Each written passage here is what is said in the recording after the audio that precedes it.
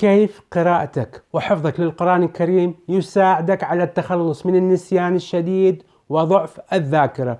معقولة دكتور؟ معقولة، وتابع الفيديو.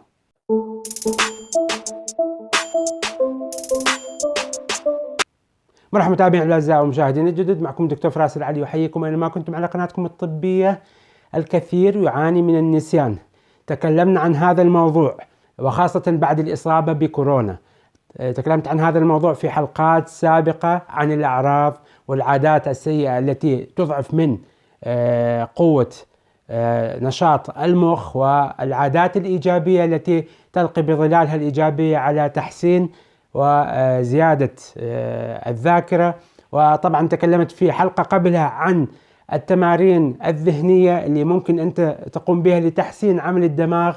وفي الحلقة السابقة تكلمت عن فيديو مهم جدا، تمارين رياضية يمكنك القيام بها بالبيت، بالعمل، حتى بالسيارة، لتنشيط تروية الدماغ ويوصلك كمية كافية من الدم المحمل بالأكسجين لكي يساعدك على تقوية الذاكرة والتخلص من هذه المشاكل. اليوم راح أقاسمك سر لا يتكلمون عنه بسبب عدم معرفتهم به، وهو كيف حفظك للقرآن الكريم يساعدك على تقوية الذاكرة وتنشيط عمل الدماغ وتحسين الذاكرة.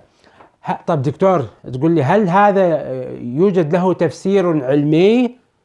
نعم أخواني الكرام، يوجد له تفسير علمي، وأنا اليوم لخصت لكم بعض النقاط المهمة بفوائد الحفظ على الذاكرة وضد النسيان. فما بالك إذا أنت كنت تحفظ القرآن الكريم، وهذه من تجربة شخصية.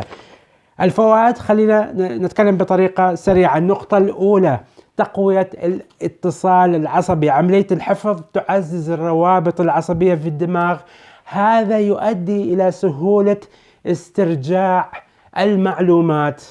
يعني أما تصير تحفظ نتكلم عن القرآن الكريم، هذا يساعدك على استرجاع المعلومات بطريقة سريعة وعلى سهولة الاتصال بين الخلايا العصبية. النقطة التالية، تعزيز التركيز والانتباه. يصير عندك تركيزك أكثر لأن أنت تقوم بعملية الحفظ. هاي إذا تكلمنا عن الحفظ بطريقة مبسطة، فما بالك إذا إن إحنا نتكلم عن حفظ القرآن الكريم. ليش؟ لأن هذا من الناحية الإيمانية عندنا في عقولنا وعقلنا الباطن هذه الأمور لها فوائد مو بس دنيوية ودينية وفي الآخرة. هذا الشيء يساعد على ويحفزك على القيام بهذه الأعمال، لأن أنت مؤمن بأنه هذا الشيء ينطيك حسنات، فهذا الشيء يساعدك أيضا على تحسين وزيادة التركيز والانتباه. النقطة الثالثة، تحسين الذاكرة العاملة. الذاكرة العاملة عندما قيامك بالحفظ، هذه الذاكرة تقوم بالحركة والنشاط وتساعدك على تفعيل هذه الخدمة. والمشكلة يا أخوان الكرام، خلينا نتكلم بطريقة سريعة، ولكن الأمور كلها متشابكة مع بعضها. تكلمت عن هذه المشكلة، ليش أعراض كورونا وما دخلها الأمور. قلة التروية تؤدي إلى مشاكل كبيرة. عدم وصول الدم للدماغ بكمية كافية ومحملا بالأكسجين. الدماغ الصغير هذا مقارنة مع الجسم يستهلك 25% من كمية الأكسجين اللي يحتاجها الجسم. أنت متخيل هذا الرقم؟ 25% هو يستهلكه هذا الكمبيوتر الكبير العظيم، كمبيوتر. فعلينا مساعدته باتباع جميع هذه الأشياء. وحفظك للقرآن الكريم تصطاد 10 عصافير في حجر واحد. خلينا نتكلم عن النقاط التالية. ترسيخ المعلومات من التكرار. تثبت هذه المعلومات. تثبيت هذه المعلومات يعزز وينشط الذاكرة الطويلة الأمد. تظل تكرر هاي الأمور، وخاصة إذا تحفظ سور من السور الطويلة، سورة البقرة، سورة مثلا آل عمران. هذه السور الطويلة أيضا تثبت الذاكرة طويلة الأمد. تقول لي دكتور، هل أنت رجل أنا أتفهم الدين بطريقة علمية، والحمد لله رب العالمين.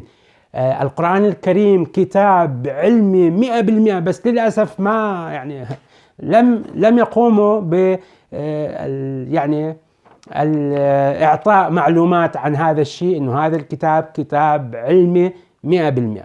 لهذا أرجو التنبؤ لهذه النقطة. تقوية الذاكرة التصويرية. شلون دكتور؟ طيب إذا إحنا نحفظ القرآن ونقرأ القرآن يقوي الذاكرة التصويرية. جميع أو أكثر السور الموجودة بالقرآن هي عبارة عن قصص الأنبياء. على سبيل المثال سورة البقرة، وشلون البقرة وحبوا يذبحوها وما يذبحوها وروح وتعال، وهاي الأمور كلها موجودة. سورة سيدنا يوسف، قصة طويلة كاملة، فيلم أصلا. أنت بس تقرأ هاي الأمور كلها تظهر لك في مخيلتك هذه الصور، هذه اللوحات، هذه لوحات كلها. فهذا العقل عندما أنت تقرأ وتحفظ، العقل يقوم بعملية التحليل، تحليل هذه الصور، تحليل عميق أنت يجوز ما تفهمه، لكن العقل والدماغ يقوم بعملية تحليل عميقة لهذه المشاهد. هذا يؤدي إلى تحفيز عمل الدماغ والمخ وتحفيز التروية أيضا، ولكن هذا طبعا مع اهتمامنا بالعضلات. العضلات يجب أن تهتموا بها، لأن العضلات مهمة جدا لتزويد الجسم بالكمية الكافية من الدم، لأن إحنا أو الطب بشكل عام لا يهتم بالعضلات، ولكن العضلات هي من أكبر الأجهزة الغير معترف بها بالجسم.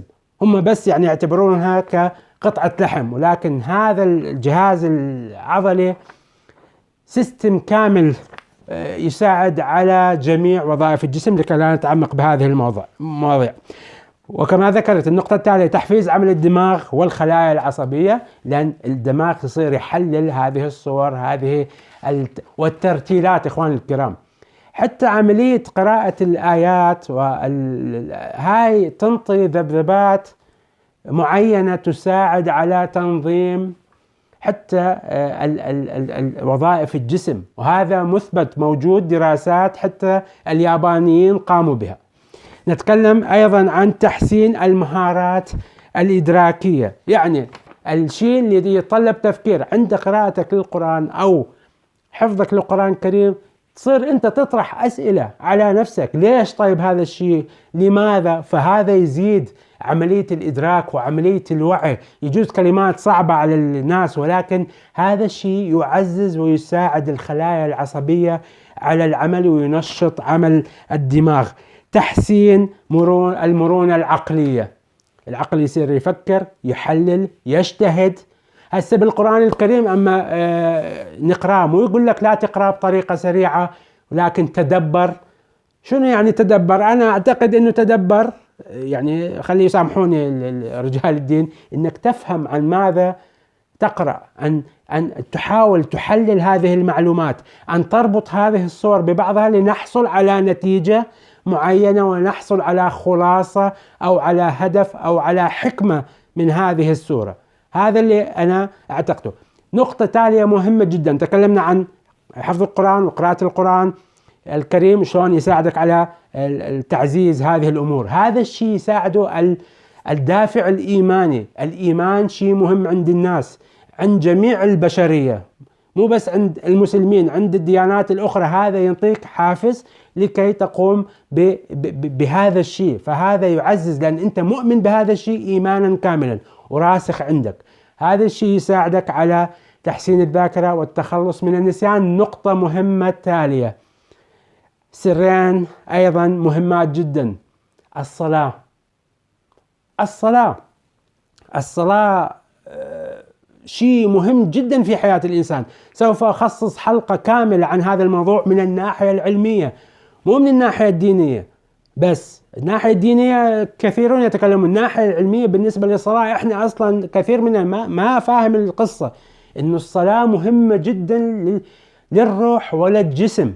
طيب بطريقة سريعة، الصلاة أما أنت تقوم ب5 مرات بالصلاة والحركات هذا يؤدي إلى تنشيط الدورة الدموية، هذا يؤدي إلى زيادة التروية، الركوع، السجود، هاي الأمور كلها تساعد. هذا يوغا، في ناس يحبوا موضة اللي أوكي، ولكن هذه الحركات أيضا تساعدك على زيادة التروية، على وصول الدم للمخ. لهذا حتى في حديث أعتقد عمود لا يعني أكون يعني بالضبط، ولكن بما معناه أنك لا تركض في صلاة الصبح على المسجد ركض. ليش؟ لأن هذا ممكن أيضا يسبب مشاكل. الدين دين علمي، ولكن علينا أن نتفهمه. والنقطة التالية والسريعة، الوضوء. طيب دكتور شنو علاقة الوضوء بالموضوع؟ 5 مرات تصلي و5 مرات تتوضأ. هذا الوضوء، وخاصة إذا توضيت بمي باردة، شو يسوي بيه؟ أنت تغسل الإيدين، تغسل الوجه، تمسح على الرأس، تتحرك. أول شيء تحرك جسمك وتبلل جسمك. هذا يساعد على تنشيط الدماغ، تنشيط الجسم بشكل كامل. بس احنا ما فاهمين تنشيط أيضا ينشط الحركة، وخاصة صباحا. ليش تقعد صلاة الصبح؟ ليش لازم الفجر تقعد؟ هاي مواضيع أخرى بالمستقبل بإذن الله تعالى. هذه الأشياء، قراءة القرآن، حفظ القرآن، غير أنك تأخذ حسنات وذبذبات وطاقة إيجابية تساعدك على تقوية الذاكرة والتخلص من النسيان، وخاصة إذا قمنا بالتمارين اللي ذكرتها في الحلقات السابقة والعادات اليومية الإيجابية مع الصلاة والوضوء. وهذه الأمور كلها بشكل عام تنطيك نتائج إيجابية مهمة جدا بدون أدوية ومجانا، وتأخذ حسنات عند يوم لا ينفع مال ولا بنون. أحاول قدر الإمكان نشر الوعي، وأشكر جميع من يعلق ويساعدني في كلماته الطيبة وفي تعليقاته وفي نشر هذا الوعي وفي شرح مشاكله في تعليقاته. أحاول قدر الإمكان المساعدة. أحبكم بالله، وإلى الحلقة التالية.